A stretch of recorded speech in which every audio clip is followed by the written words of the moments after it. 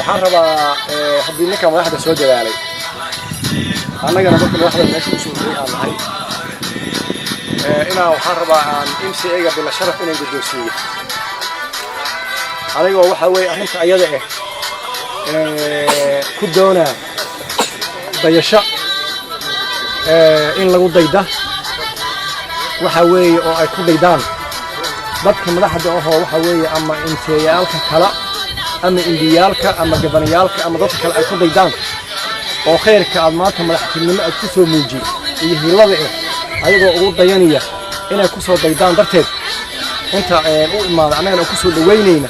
aan rabaa anigana inaan ugu shukriyo maadaama ninka odayga Suudaanka meesha ka hay aan ahay inaan u mahadceliyo bil sharaf guddoonsiyo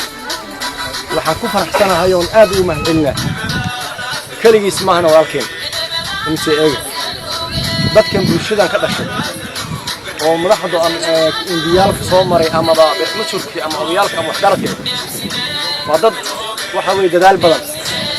oo deeq badan oo la xamsi badan oo waxa uu umurgooda waaye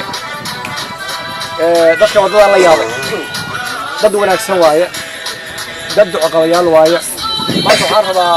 marada qaaliga oo waxa weeye xiriirta